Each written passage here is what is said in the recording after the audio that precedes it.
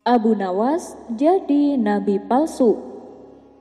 Diceritakan, Baginda Raja telah mengangkat penasehat yang baru. Namun, dengan keberadaannya di istana, membuat Abu Nawas sulit sekali menemui Baginda Raja. Penasehat istana ini memang tidak suka dengan Abu Nawas, sehingga segala cara ia lakukan agar Abu Nawas menjauh dari Baginda Raja. Abu Nawas pun menangkap gelagat yang tidak beres dengan perilaku penasehat tersebut. Hingga pada suatu hari, Abu Nawas kedatangan seorang tamu yang sedang ditimpa masalah. Tanah dan rumahnya telah dirampas oleh penasehat tersebut. Dan kini ia meminta keadilan agar tanah dan rumahnya bisa kembali. "Kenapa dia melakukan itu padamu?" tanya Abu Nawas. "Dia itu adalah tetanggaku. Rumahku berdampingan dengan rumahnya. Namun ketika ia membangun kembali rumahnya lebih megah, dia merampas tanah dan rumahku hanya untuk memperluas bangunan rumahnya. Katanya ini demi kepentingan kerajaan," kata tamu tersebut memberitahu. Sesaat Abu Nawas merasa bingung. Ia tidak tahu bagaimana caranya agar bisa mengadukan hal ini kepada Baginda Raja. Sedangkan saat ini untuk menemuinya saja sangatlah sulit. Itu dikarenakan ulah daripada penasehat istana. Setelah lama berpikir, Abu Nawas menemukan jalan keluarnya. "Sebaiknya kamu pulang saja. Aku akan ke istana untuk membantu permasalahanmu," kata Abu Nawas kepada temannya. Singkat cerita, datanglah Abu Nawas dengan mengenakan jubah panjang dan membawa tongkat di tangannya. Melihat kehadiran Abu Nawas di depan gerbang istana, sang penasehat segera mencegahnya masuk. Akan tetapi, timbul rasa penasaran kenapa Abu Nawas berpenampilan tidak seperti biasanya. "Mau apa kau kemari dan kenapa berpakaian seperti itu?" tanya penasehat istana. "Aku adalah orang suci yang ingin menemui paduka raja," jawab Abu Nawas. "Apa, orang suci? Maksudmu sekarang kau menjadi nabi?" balas penasehat istana. "Sudah, beritahu saja rajamu bahwa orang suci ingin menghadap," kata Abu Nawas. Tiba-tiba terlintas di benak penasehat istana akan sebuah rencana jahat untuk memfitnah Abu Nawas. "Baiklah, Abu Nawas, kali ini kau boleh masuk," kata penasehat istana. Maka diantarlah Abu Nawas menghadap Baginda Raja. Sesampainya di hadapan Baginda Raja, sang penasehat langsung melancarkan rencana jahatnya.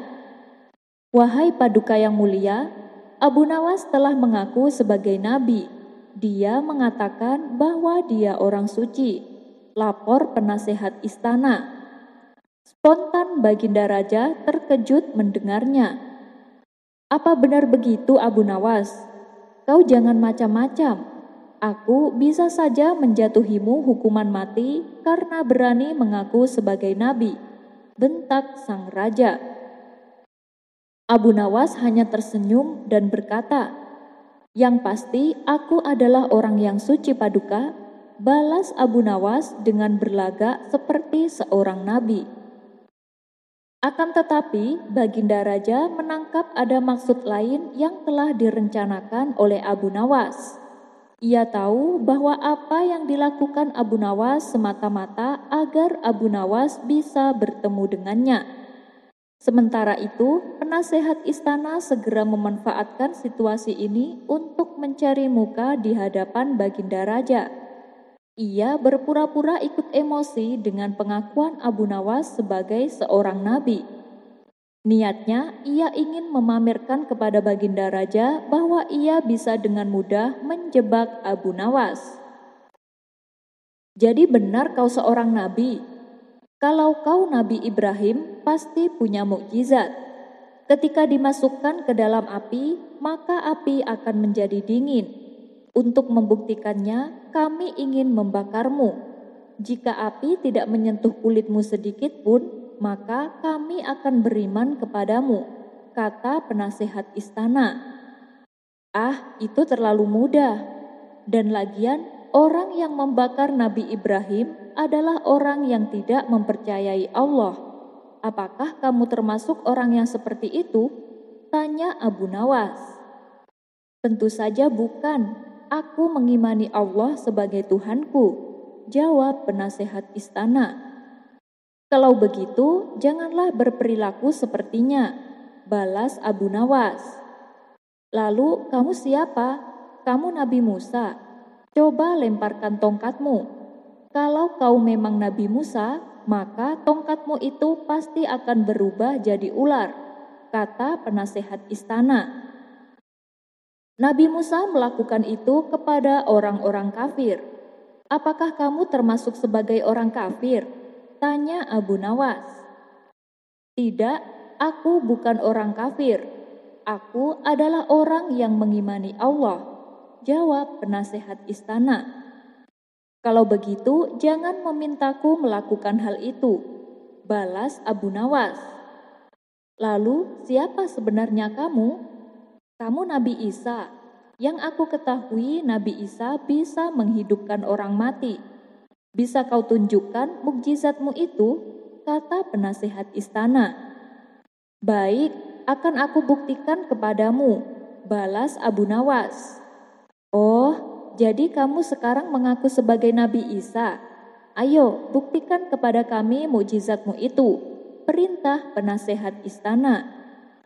Tentu saja akan aku buktikan. Pertama-tama aku akan memukulmu dengan tongkat ini. Kalau kau sudah mati, nanti dalam sekejap aku akan menghidupkanmu kembali, kata Abu Nawas. Tentu saja hal ini membuat penasehat istana ketakutan. Ia langsung berlari meninggalkan ruang istana.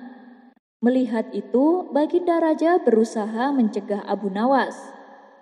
Berhenti Abu Nawas, berhenti. Sebenarnya apa maksud dari perbuatanmu ini? Kenapa pula kau mengaku sebagai seorang nabi? Tanya Baginda Raja. Siapa bilang aku mengaku sebagai nabi, Paduka? Itu kan hanya anggapan penasehat istana. Saya hanya mengaku sebagai orang suci. Suci dari hadas kecil dan hadas besar. Karena sebelum saya ke sini, saya berwudu terlebih dahulu. Jelas Abu Nawas. Terus apa maksudmu melakukan hal ini? Tanya Baginda Raja kembali. Bukankah beberapa minggu ini Paduka merasakan bahwa saya tidak pernah lagi ke istana? Itu dikarenakan ulah penasehat istana yang selalu mencegahku menemui Paduka. Dan dia juga telah berlaku dolim kepada tetangganya. Dia merampas tanah dan rumahnya demi untuk membuat rumahnya menjadi lebih luas dan megah, tutur Abu Nawas. Begitu mendengar laporan tersebut, Baginda Raja langsung mengecek kebenarannya. Dan ternyata semua yang dikatakan Abu Nawas memang benar adanya. Tanpa pikir panjang, Baginda Raja segera memecat penasehatnya dan memasukkannya ke dalam penjara. Nabi Musa mengalami sakit gigi. Suatu hari, Nabi Musa mengadukan kepada Allah tentang sakit gigi yang dideritanya. Lalu Allah memerintahkan untuk mengambil beberapa helai rumput di suatu tempat. Letakkan rumput itu pada gigimu yang nyeri, perintah Allah. Seketika sakit gigi yang diderita Nabi Musa langsung mereda. Beliau pun memanjatkan syukur kepada Allah. Setelah beberapa waktu berlalu, sakit gigi Nabi Musa kembali kambuh. Kali ini, tanpa mengadu kepada Allah, Nabi Musa langsung menuju padang rumput yang pernah ia datangi beberapa waktu silam. Lalu beliau mengobati giginya dengan rumput seperti praktek yang pernah dilakukannya. Bukannya sembuh, malah sakit giginya semakin bertambah parah. Nabi Musa pun bermunajat lagi kepada Allah. Ya Rob, kenapa sakit gigi yang kualami semakin parah? Bukankah engkau pernah memerintahkan dan menunjukkan mengambil rumput tersebut sebagai obat?" Allah berfirman, "Wahai Musa, akulah penyembuh, akulah pemberi kebaikan, akulah yang mendatangkan mudarat, aku pula yang mendatangkan kemaslahatan. Pada sakitmu yang pertama, engkau mendatangiku, karenanya aku sembuhkan penyakitmu. Tetapi kali ini kau langsung mendatangi rumput itu, bukan mendatangiku." Hikmah di balik kisah ini, Allah ingin mengajarkan kepada hambanya bahwa setiap kali sakit, langkah yang pertama yang dituju adalah Allah. Meskipun kita sudah mengetahui obat dari penyakit tersebut, sebab yang memberi kesembuhan itu sejatinya adalah Allah yang Maha Kuasa, sedangkan obat hanyalah media dan wasilah saja. Kisah selanjutnya, menyambung tangan yang telah terpotong. Ada cerita menarik tentang keajaiban sahabat Ali bin Abi Thalib yang jarang orang ketahui. Ternyata beliau bisa menyambung tangan orang yang terpotong dan kembali seperti sedia kala. Kisah ini bermula ketika ada seorang budak yang sangat memuliakan dan mencintai Sayyidina Ali sebagai seorang pemimpin atau Amirul Mukminin. Suatu ketika, budak tersebut melakukan sebuah pencurian dan aksinya ini ketahuan oleh warga. Si budak pun lalu ditangkap, dan untuk mempertanggungjawabkan perbuatannya, si budak lalu dibawa ke hadapan Amirul Mukminin, di mana waktu itu yang menjabat sebagai Amirul Mukminin adalah Sayyidina Ali. Dan karena barang yang dicuri jumlahnya sudah memenuhi untuk dihukum, budak pun harus menjalani hukuman tersebut. Setelah dipotong tangannya, si budak lalu diizinkan untuk pergi. Beberapa hari kemudian, si budak bertemu dengan Salman Al-Farisi dan Ibnu Al-Qira. "Siapa yang memotong tanganmu?" tanya Ibnu Al-Qira. "Yang memotong tanganku adalah Amirul Mukminin, lebah jantannya orang-orang Muslim, menantu Rasulullah, istri dari Fatimah, orang yang zuhud," jawab budak tersebut. Ibnu Al-Qira merasa heran dengan sikap si budak yang terlihat bangga. "Ali telah memotong tanganmu, tapi kenapa kau malah menyanjungnya?" tanya Ibnu Al-Qira.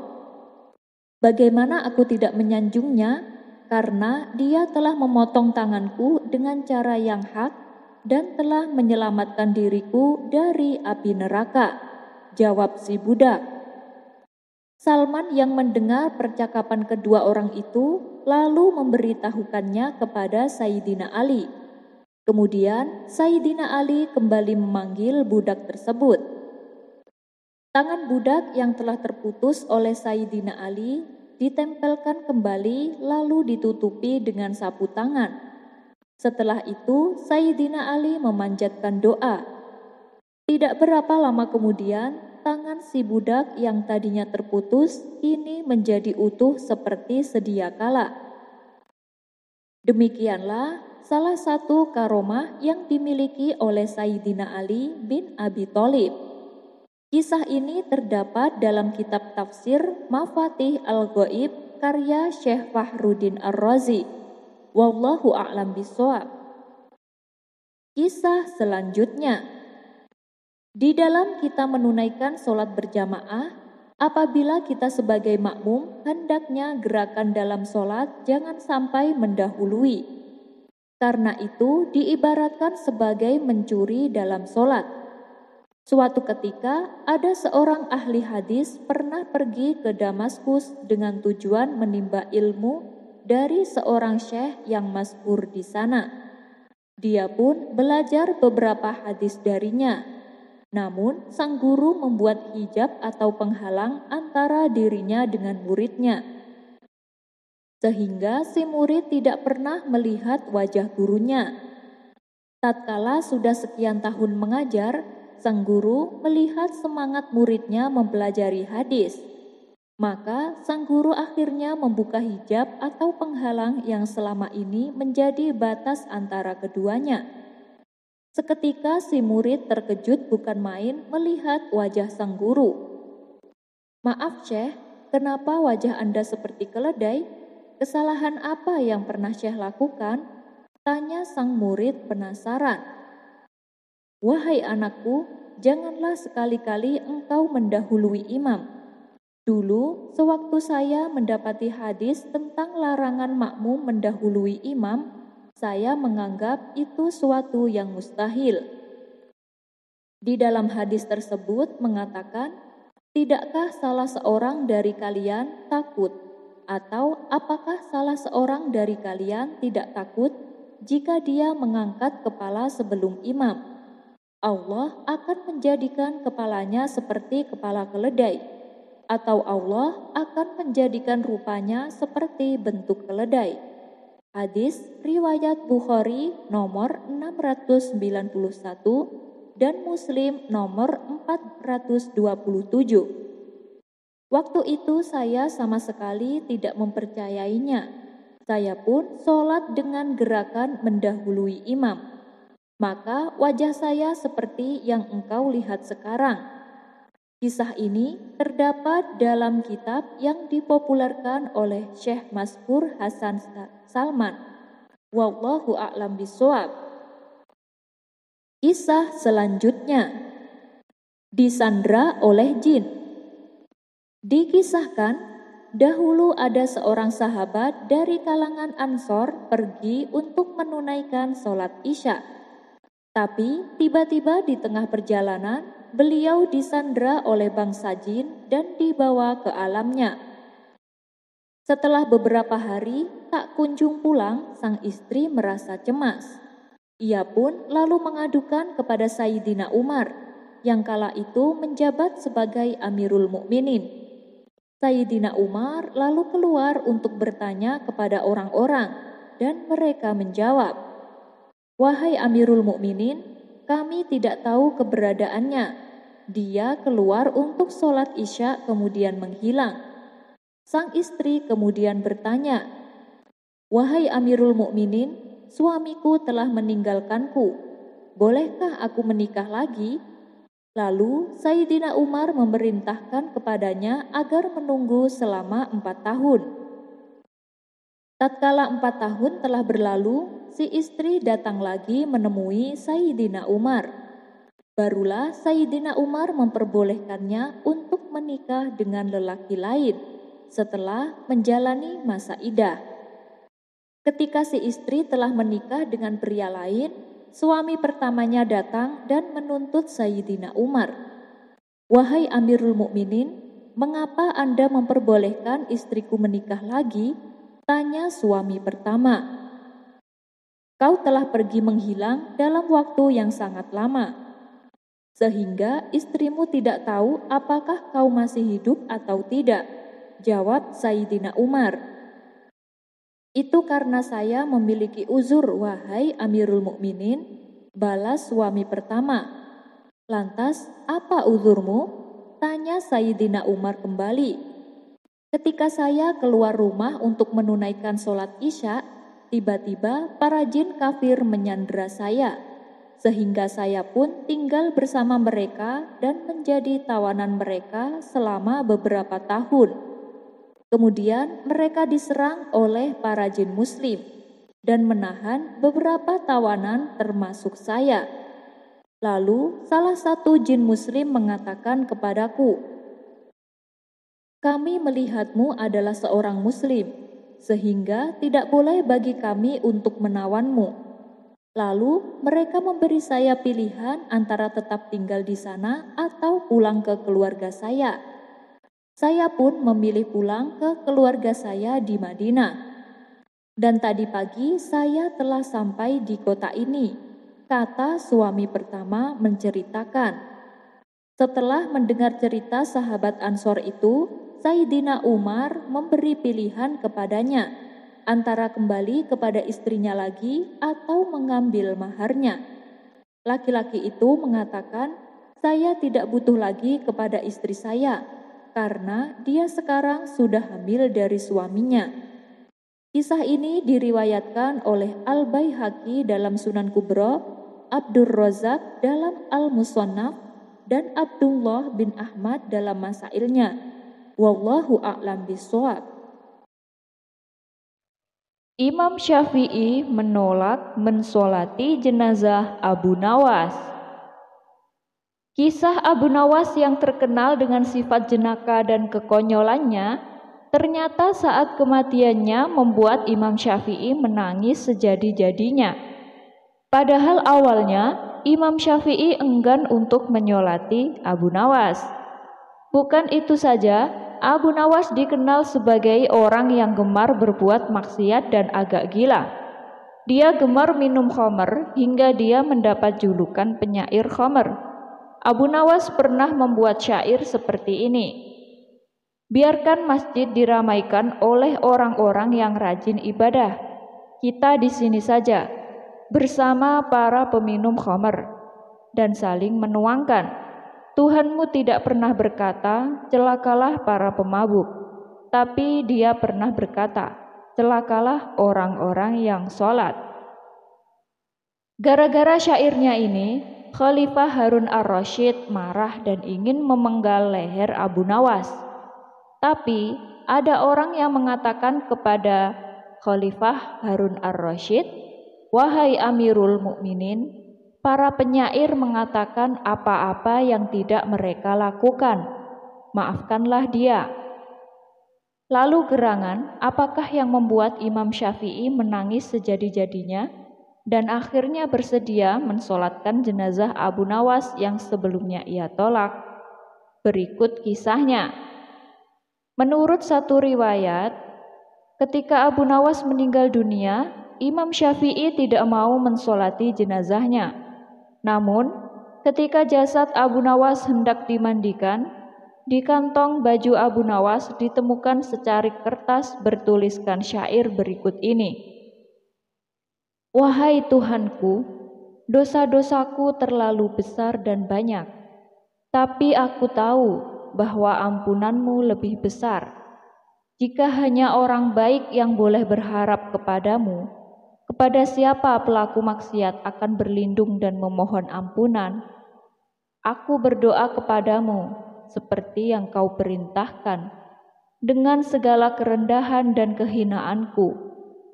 Jika Kau tampik tanganku, lantas siapa yang memiliki kasih sayang?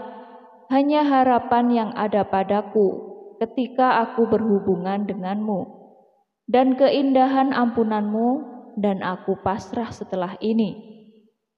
Setelah membaca syair tersebut, Imam Syafi'i menangis sejadi-jadinya. Dia pun bergegas langsung mensolati jenazah Abu Nawas bersama orang-orang yang hadir. Jawaban cerdas Abu Nawas. Di sela-sela waktu senggangnya, Baginda Raja memanggil Abu Nawas ke istana.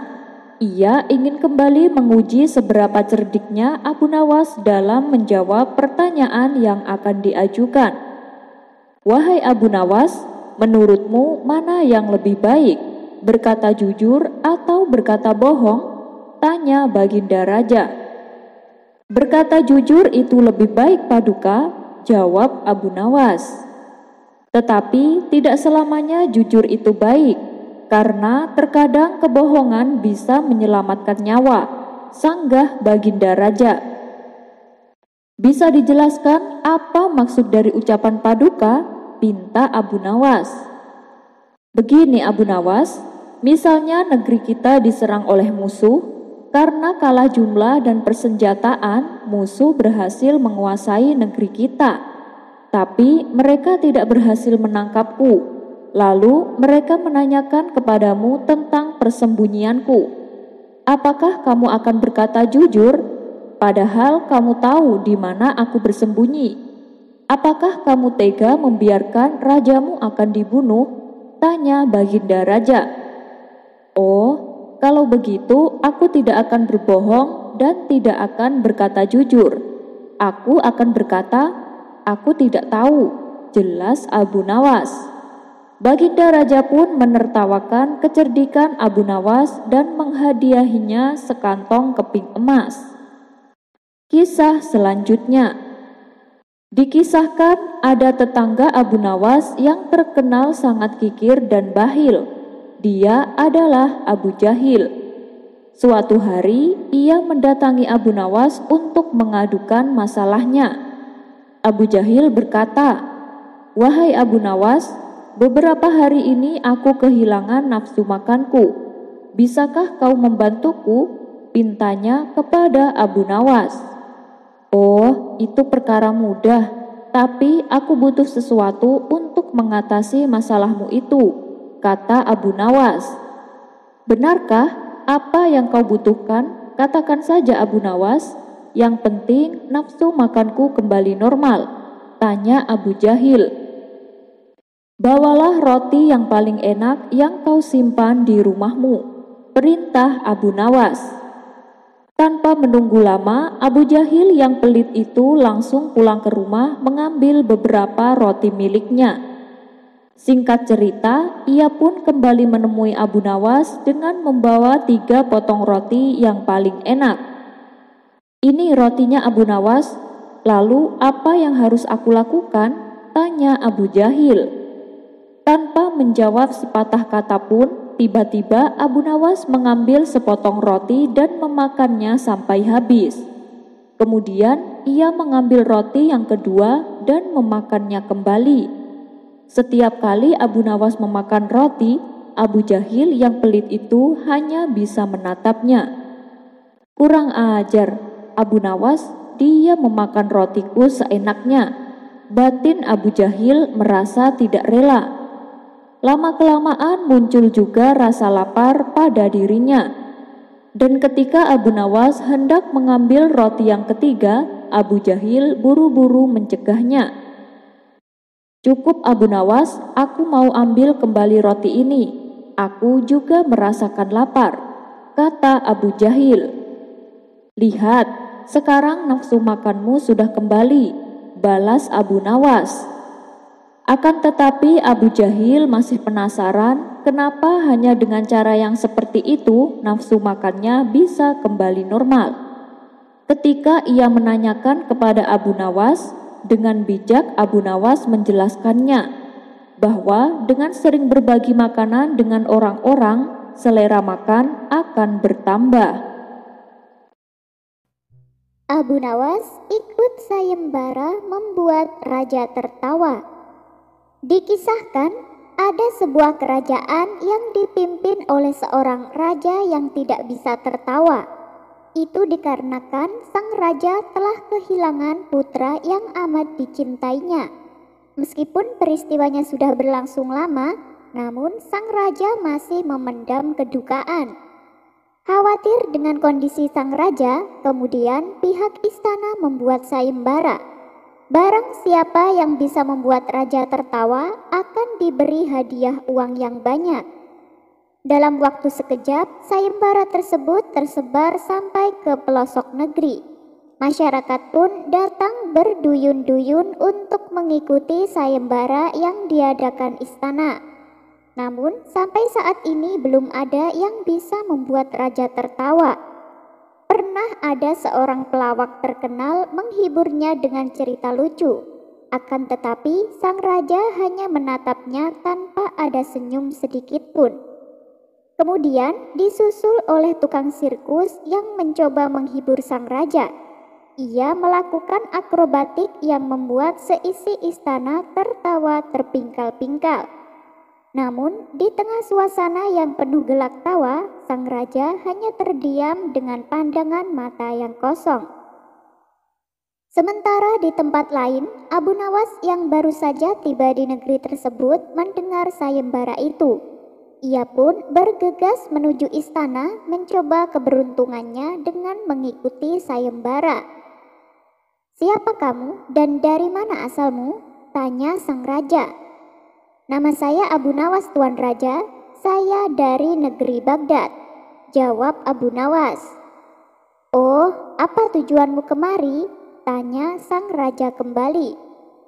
"Saya membawakan daging yang bisa membuat Tuan Raja tertawa. Silakan Tuan makan daging ini," kata Abu Nawas. Karena penasaran, sang raja mengambil daging tersebut dan segera memakannya. Ketika ia tengah mengunyah daging, sang raja tiba-tiba tertawa sampai terpingkal-pingkal.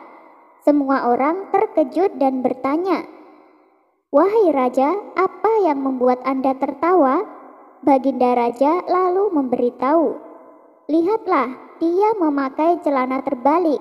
Bekas pantatnya terlihat jelas di depan," kata sang raja terus tertawa. Sontak seisi ruangan istana ikut tertawa terpingkal-pingkal melihat ulah kocak Abu Nawas. Rupanya saat raja memakan daging, Abu Nawas sengaja mempertontonkan celananya yang dipakainya secara terbalik. Akhirnya Abu Nawas pun berhak mendapat hadiah karena berhasil membuat raja tertawa. Kisah selanjutnya adalah Raja dan 5 Putra Mahkota. Alkisah, di sebuah negeri nun jauh terdapat sebuah kerajaan yang dipimpin oleh seorang raja yang sudah tua. Suatu hari, raja tersebut berkata kepada penasehat istana bahwa dirinya sudah tak sanggup menjalankan roda kerajaan. Tapi ia bingung, dari kelima putra mahkotanya, manakah yang pantas menggantikan dirinya? Lalu oleh sang penasehat istana disarankan untuk meminta bantuan Abu Nawas. "Abu Nawas? Siapa Abu Nawas?" tanya sang raja. "Dia adalah orang cerdik yang ada di negeri Baghdad," jawab penasehat istana. Rupanya sang raja menyetujui usulan tersebut. Maka ia pun mengutus beberapa orang istana pergi ke negeri Baghdad untuk menemui Abu Nawas. Singkat cerita, datanglah Abu Nawas menghadap raja yang sudah tua ini. Sang raja lalu menyampaikan maksud alasan diundangnya Abu Nawas. Setelah mendengar penuturan sang raja, Abu Nawas pun bertanya, "Lalu kriteria pemimpin seperti apa yang Tuan Raja inginkan?" tanya Abu Nawas. "Tentunya yang pintar dong Abu Nawas, dan yang lebih penting adalah harus jujur," jawab sang raja. "Oh begitu, dari kelima putra mahkota, apakah ada yang terlihat paling pintar?" tanya Abu Nawas kembali. "Kalau soal pintar, hampir semuanya pintar-pintar Abu Nawas, sampai saya sulit membedakannya," ujar sang raja. "Baiklah, dalam hal ini berarti yang Tuan cari adalah kejujuran. Saya punya sebuah cara untuk mengetahui siapakah di antara kelima putra mahkota yang paling jujur," tutur Abu Nawas. Kemudian Abu Nawas meminta supaya dipanggilkan kelima putra mahkota tersebut. Satu persatu dari mereka lalu diberi telur beserta induk ayam. "Saya tunggu selama 40 hari. Bila di antara kalian ada yang berhasil menetaskan telur jadi anak ayam, maka dialah yang akan dinobatkan menjadi raja," perintah Abu Nawas. Setelah 40 hari berlalu, para putra mahkota ini datang dengan membawa anak ayam yang masih kecil. Tapi ada salah satu dari mereka justru masih membawa sebutir telur. "Kau lihat sendiri kan Abu Nawas, semua putra mahkota pintar-pintar. Mereka berhasil menjadikan telur menjadi anak ayam. Hanya satu yang tidak berhasil, mungkin karena kurang beruntung," kata sang raja. "Bagaimana ini Abu Nawas? Apa rencana selanjutnya?" tanya sang raja melanjutkan. "Tidak ada rencana selanjutnya Paduka. Saya kira cukup sampai di sini. Tuan Raja sudah bisa menentukan manakah yang pantas menggantikan Tuan." Raja tersebut sesaat kebingungan. Bagaimana caranya memutuskan? Sedangkan yang berhasil menjalankan tugas ada 4 putra mahkota, tanya sang raja. "Begini Tuan Raja, perlu Tuan ketahui, telur-telur yang aku berikan adalah palsu. Mana mungkin bisa menetas? Bukankah yang Tuan cari putra mahkota yang jujur? Sekarang Tuan Raja bisa menilai dari kelima putra mahkota manakah yang paling jujur. Jelas Abu Nawas. Sang Raja langsung kagum dengan kecerdikan Abu Nawas. Akhirnya putra mahkota yang masih membawa telur yang dipilih menjadi pengganti dirinya. Kisah selanjutnya. Dikisahkan di sebuah negeri Jepang ada seorang pemuda yang berprofesi sebagai tentara angkatan darat. Pemuda tersebut selalu dilecehkan dan dihina oleh atasannya yang berpangkat kapten. Itu lantaran si pemuda memeluk agama Islam dan meyakini Allah sebagai Tuhannya. Suatu hari, sang kapten hendak mempermalukan si pemuda di hadapan para prajurit lainnya. Ketika mereka sedang berkumpul di lapangan, sang kapten memanggil si pemuda dan memintanya untuk memarkirkan mobil jeep miliknya. "Anak muda, kemarilah, ambil kunci ini dan parkirkan mobil jeep itu di depan," perintahnya. Mendengar perintah kaptennya, si pemuda menjawab, "Siap komandan, tapi saya tidak bisa menyetir mobil." Sang kapten sebenarnya sudah tahu kalau si pemuda tidak bisa melakukan hal itu. Tapi karena berniat mempermalukannya, ia tetap menyuruh tugas tersebut. Dengan nada mengejek, sang kapten berkata, "Katanya kamu punya Tuhan Allah. Kenapa tidak minta tolong saja kepadanya?"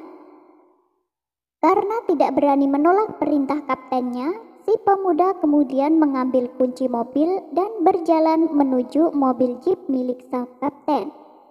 Saat hendak menjalankan mobil, ia berdoa kepada Allah agar bisa menyelesaikan tugasnya. Tidak disangka pemuda Jepang yang semula mengatakan tidak bisa menyetir mobil, tiba-tiba ia dapat memarkirkan mobil jeep tersebut sesuai arahan sang kapten dengan sangat sempurna. Ketika si pemuda keluar dari mobil jeep, semua orang yang menyaksikan hal itu langsung menangis, termasuk sang kapten sendiri. Mereka seakan tak percaya dan terkejut dibuatnya. Sang kapten lalu menghampiri si pemuda dan menyatakan keinginannya untuk memeluk Islam. Sontak hal ini membuat si pemuda merasa heran. "Bukankah ini hanya sebuah kebetulan, komandan? Kenapa Anda sampai langsung tertarik memeluk Islam?" tanya si pemuda. Dengan mata berkaca-kaca, sang kapten lalu membuka kap mobil jeep miliknya. Ternyata di dalamnya tidak ada mesinnya sama sekali. Sebenarnya yang membuat semua orang terkejut dan menangis bukan karena si pemuda yang tiba-tiba bisa menyetir, melainkan mobil jeep yang dikendarainya di dalam kapnya tidak terdapat mesin. Mengetahui hal itu, si pemuda lalu berkata, "Lihatlah, inilah Tuhan yang aku layani. Tuhan yang bisa melakukan yang tidak mungkin menjadi mungkin. Tuhan yang memberikan hidup kepada apa yang tidak ada." Demikianlah kisah tentara Muslim Jepang yang berhasil membuktikan bahwa Allah akan memberikan pertolongan kepada hambanya ketika dibutuhkan. Anda mungkin berpikir masih ada banyak hal yang tidak mungkin bisa terjadi, tetapi bersama Allah semuanya bisa saja terjadi. Wallahu a'lam bishawab. Abu Nawas menjadi dokter, si pasien malah meninggal. Suatu ketika, ada salah satu warga yang suaminya menderita penyakit batuk dalam waktu yang cukup lama. Ia sudah mendatangi semua tabib yang ada di kota Baghdad. Namun penyakit sang suami tak kunjung sembuh. Kemudian salah satu tetangganya menyarankan supaya meminta tolong kepada Abu Nawas. "Dia kan bukan tabib, mana mungkin bisa mengobati," kata si wanita menolak. "Iya, saya tahu, tapi dia pernah mengobati putra mahkota dan juga pernah mengobati Baginda Raja," lalu keduanya bisa sembuh oleh Abu Nawas, ujar tetangganya. Baiklah, apa salahnya kalau dicoba, pikir si wanita. Kemudian pada esok harinya, si wanita mendatangi rumah Abu Nawas. Tuan Abu, sudilah kiranya Tuan Abu menyembuhkan penyakit suami saya, kata si wanita dengan menangis terseduh-seduh. Memangnya suami Anda sakit apa? Tanya Abu Nawas. Suami saya telah lama menderita penyakit batuk. Sudah banyak tabib yang saya datangi, tapi penyakit suami saya tak kunjung sembuh, jawab si wanita. Loh, saya ini kan bukan tabib. Saya tidak tahu caranya menyembuhkan, balas Abu Nawas. Tapi kata tetangga saya, Tuan Abu pernah mengobati sang putra mahkota dan mengobati Baginda Raja. Dan kedua-duanya bisa sembuh oleh Tuan Abu, ujar si wanita. Kalau itu masalahnya beda lagi. Waktu sang pangeran jatuh sakit, penyakitnya karena sedang jatuh cinta. Sedangkan penyakit yang diderita Baginda Raja karena Baginda kurang berolahraga. Akan tetapi kalau penyakit yang diderita suami Anda harus mengkonsumsi ramuan obat dan itu yang tahu adalah tabib, kata Abu Nawas menjelaskan. Namun si wanita bersikukuh meminta pertolongan kepada Abu Nawas. Sejenak Abu Nawas berpikir. Akhirnya ia memberikan segelas air putih yang telah ia bacakan doa. Minumkan air ini kepada suamimu, tutur Abu Nawas. Apakah hanya dengan air ini batuk suami saya akan sembuh? Tanya si wanita agak ragu-ragu. Insya Allah sembuh, jawab Abu Nawas. Maka sambil membungkuk-bungkuk tanda berterima kasih, wanita itu membawa air tersebut pulang ke rumahnya dan meminumkannya kepada suaminya. Beberapa minggu kemudian, wanita itu datang lagi kepada Abu Nawas seraya marah-marah. Setelah minum air pemberian Tuan, suami saya bukannya sehat kembali, tapi justru meninggal dunia. Tuan adalah pembohong yang licik, ujar wanita itu dengan suara lantang. Seketika Abu Nawas terkejut mendengarnya, terlebih saat dirinya dianggap telah membunuh suaminya.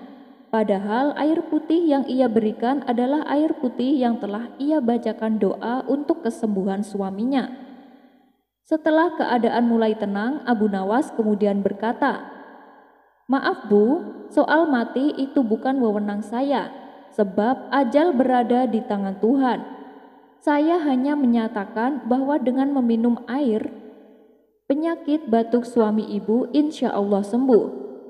Si wanita membalas, "Tapi kenyataannya suami saya malah meninggal," sergah si wanita. "Sabar dulu Bu, setelah suami ibu meninggal, apakah ia masih batuk?" tanya Abu Nawas membela diri.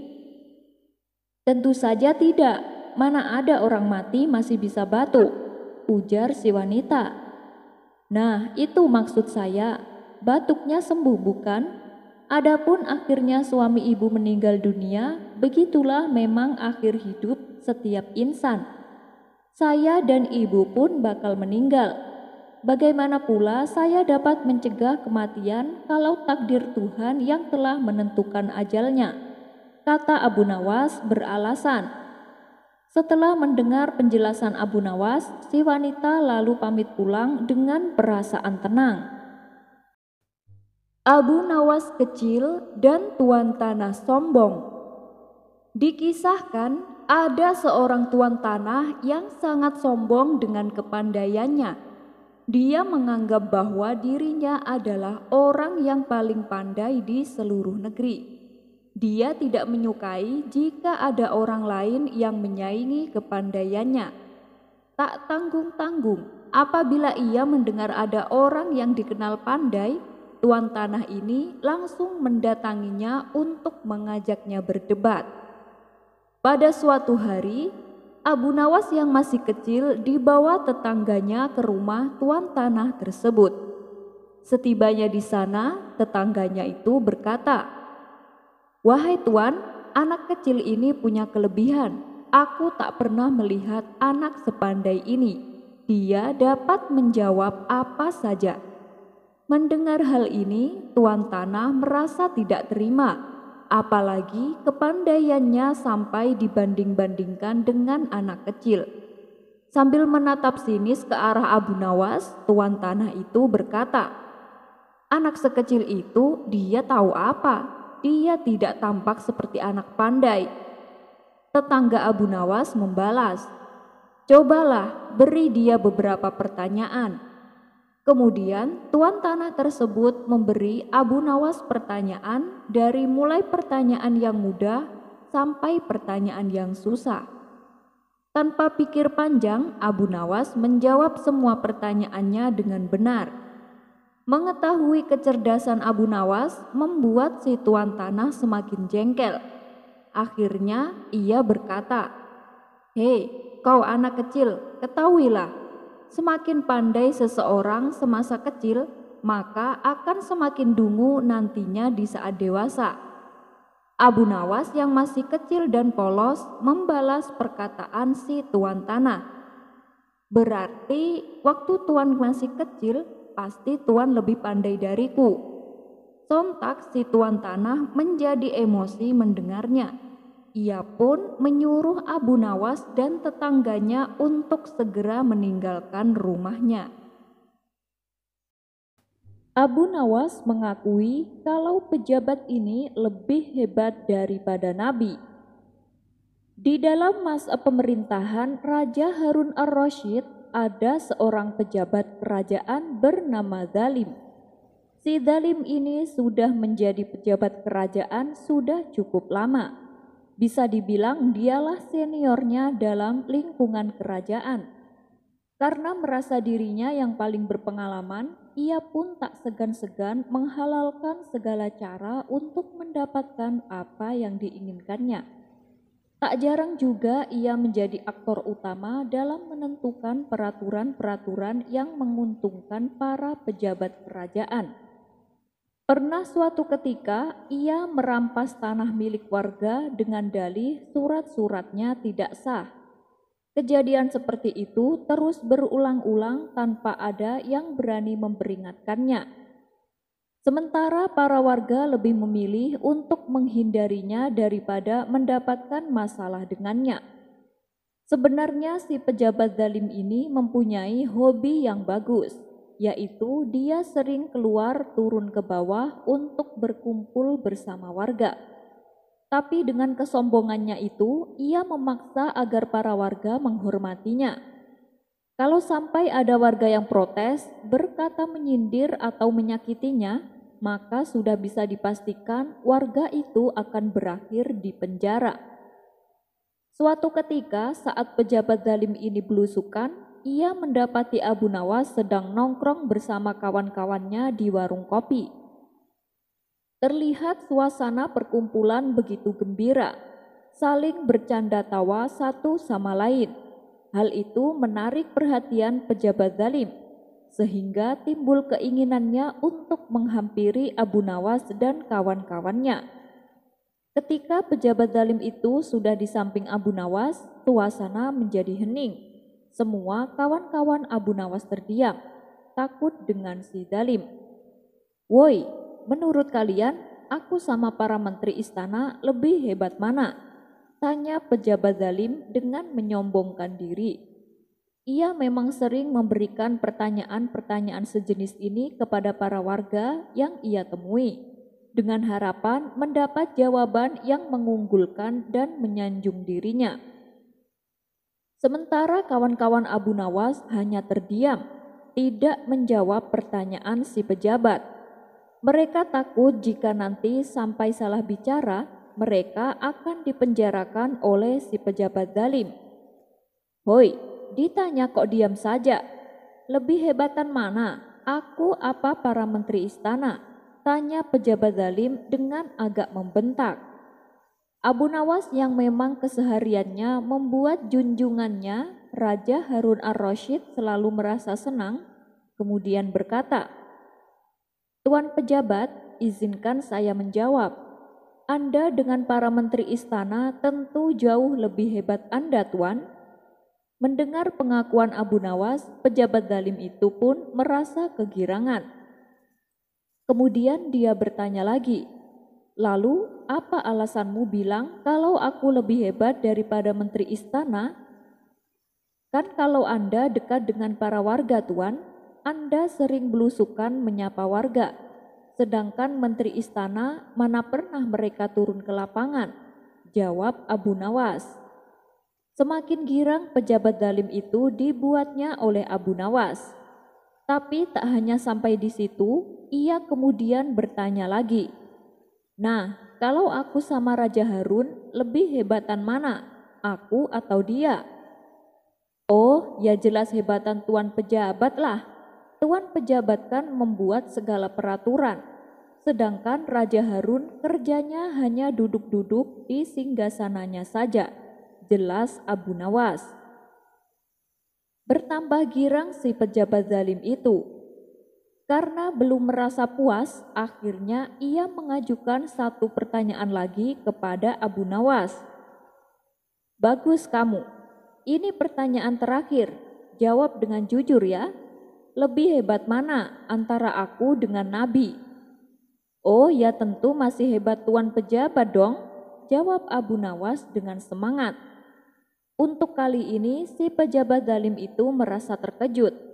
Ia tak menyangka dengan jawaban yang dilontarkan Abu Nawas itu. "Loh, kok bisa begitu? Apa alasannya?" tanya si pejabat zalim dengan ekspresi terkejut. Tanpa pikir panjang, Abu Nawas langsung membalas, "Ya bisalah Tuan, kalau Nabi kan selalu takut dengan Allah. Sedangkan Tuan sudah tak pernah lagi takut sama Allah. Buktinya Tuan selalu berbuat aniaya kepada para warga. Tuan selalu memperkaya diri dan mementingkan diri sendiri." Mendengar jawaban Abu Nawas itu, si pejabat zalim merasa emosi. Jelas terlihat di wajahnya yang memerah menahan amarah. Tapi ia tak bisa berbuat apa-apa. Karena ia tahu bahwa Abu Nawas adalah tangan kanannya Baginda Raja Harun ar-Rasyid. Kalau sampai ia macam-macam dengan Abu Nawas, bisa-bisa ia malah mendapat malapetaka. Si pejabat zalim itu pun pergi meninggalkan Abu Nawas dan kawan-kawannya dengan muka menahan emosi.